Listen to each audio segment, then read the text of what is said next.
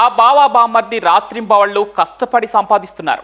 ఆ కష్టాన్ని గుర్తించిన వారి తల్లి కూడా వారికి చేదోడు వాదోడుగా ఉండేందుకు సహకరిస్తోంది.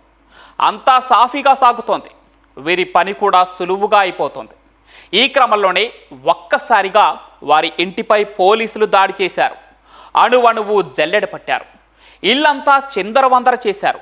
మొత్తానికి వారికి కావాల్సింది కనిపెట్టారు. దాంతో బామ్మర్ది తల్లి కటకటాల వెనక్కి వెళ్ళారు.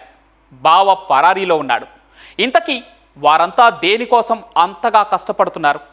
పోలీసులు వీరిని అరెస్టు చేయడానికి కారణాలేంటనేది ఈ కథనంలో చూద్దాం.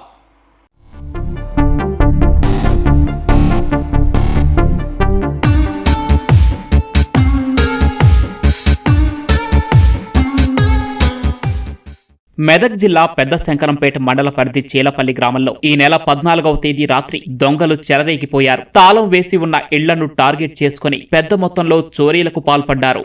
5 ఇళ్లను తాళాలు బ్రేక్ చేసి తాళాలు ఇస్తున్నాయి. 5 ఇళ్లను తాళాలు బ్రేక్ చేసి దొంగతనం చేయడం జరిగింది. సో అందులో మూడులో ఏం దొరకలేదు. కానీ ఒక ఇంట్లో మాత్రం 3 తులాల గోల్డ్ పోయింది. ఇంకో ఇంట్లో మాక్సిమం గోల్డ్ అంటే దాదాపు 109 తులాల గోల్డ్, అలాగే 2.5 కిలోల సిల్వర్ దొంగిలించబడింది. దానికి సంబంధించి మనకు తెల్లారి మనకు 15వ తారీఖు రిపోర్ట్ కంప్లైంట్ రావడం జరిగింది. వచ్చినప్పుడు మనం ఆ ఇళ్ళని చూసాము. చూస్తే వాళ్ళు అన్ని లాకేసిన ఇళ్ళు ఉన్నాయి. ఆ ఇల్లు కూడా లాస్ట్ ఊరికి చివరిలో ఉన్నాయి. అన్ని కూడా లాకేసిన వాటిని కొట్టేసి అది దాదాపు 109 తులాస్ తీసుకొని పోయారని చెప్పి కంప్లైంట్ వచ్చారు.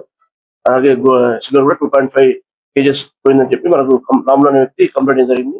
కేసు నమోదు చేసిన పోలీసులు సాంకేతిక ఆధారాలను సేకరించారు. సంగారెడ్డి జిల్లా సిర్గాపూర్ మండలం బిబ్యానాయక్ తండాకు చెందిన జాదవ్ జైరాం నాయక్ అలియాస్ జమ్లా నాయక్ నిందితుడని తేల్చారు. జైరాం నాయక్ బావ చంద్రనాయక్ తండాకు చెందిన రాథోడ్తో కలిసి చోరీలకు పాల్పడుతున్నారని తేల్చారు. వీరిద్దరూ బైక్ పై మెయిన్ రోడ్డుకు దగ్గరలో ఉండే గ్రామాల్లో తిరుగుతూ తాళం వేసిన ఇళ్లను లక్ష్యంగా చేసుకుంటున్నారన్నారు. దొరికిన ఆధారాలు, సాంకేతిక ఆధారాలు, ఇతర ఆధారాలు బట్టి మనం దీనికి సంబంధించి ఒక వ్యక్తిని అనుమానించడం జరిగింది. జయరాం నాయక్ అని చెప్పి ఇతను బీబీఆర్ నాయక్ తండా సంగారెడ్డి డిస్టిక్. జయరాం నాయక్ ఇతను ఇంతకుముందు కూడా చాలా సంవత్సరాలు ఉన్నాడు, జైలు కూడా పోయి వచ్చాడు. సో అతని మీద అనుమానం వేసి ఇమీడియట్ గా మన టీమ్స్ ఏవైతే ఫామ్ చేశామో అందులో 2 టీంలు కలిసి అవి అన్నింటికి పోయి చెక్ చేయడం జరిగింది. చేసినప్పుడు అతను లేడు. ఆ తర్వాత ఏం చేసిందంటే అతను తన ఫోన్ కూడా స్విచ్ ఆఫ్ చేసుకున్నాడు. అప్పటి నుంచి ఆ జయరాం నాయక్ కనబడకుండా పోయాడు. కేసు దర్యాప్తులో భాగంగా రామాయంపేట వద్ద పోలీసులు వాహనాలు చెకింగ్ చేస్తూ ఉండగా జైరాం నాయక్ కనిపించాడు. అతి కష్టం మీద నిందితుడిని పట్టుకుని విచారణ మొదలు పెట్టారు. చేలపల్లి గ్రామంలో దొంగతనం చేసింది తానేనని జైరాం నాయక్ ఒప్పుకున్నాడు. అతనిచ్చిన సమాచారం ఆధారంగా 92.9 తులాల బంగారు ఆభరణాలు, 2.5 కిలోల వెండి వస్తువులు పోలీసులు రికవరీ చేశారు. కనబడి మనం ప్రశ్నలో కూడా అతను పారిపోవడం ప్రారంభించాడు. పారిపోతుంటే మన వాళ్ళు వెంటబడి పట్టుకొని తీసుకొచ్చి ఇంట్రాగేషన్ చేసినప్పుడు అతడు ఈ దొంగతనం తనే చేశాను. దాంతో పాటు తన బావమరిది ఇప్పు సింగ్ అని చెప్పి అతని బావమరిది వాళ్ళు చెల్లెని చేసుకుని అతను ఆ బావమరిది కూడా సంగారెడ్డి జిల్లాకు చెందిన అతనిది చందనాయక్ తండ. ఇద్దరు కలిసి నేను చేశాము అని చెప్పాడు. చెప్పేసి మొత్తం గోల్డ్ కూడా మన ఇంట్లో మా అమ్మకి ఇచ్చారని చెప్తే వాళ్ళ అమ్మను కూడా విచారిస్తే మొత్తం గోల్డ్ ఇంట్లో ఒక గొల్ల దొరి పాతి పెట్టాం. లోపల పాతి పెట్టి అది అయింది. సో పాతి పెట్టిన తర్వాత మనం ఇమీడియట్ గా ఆమె చెప్తే మనం బయటకు తీసాము.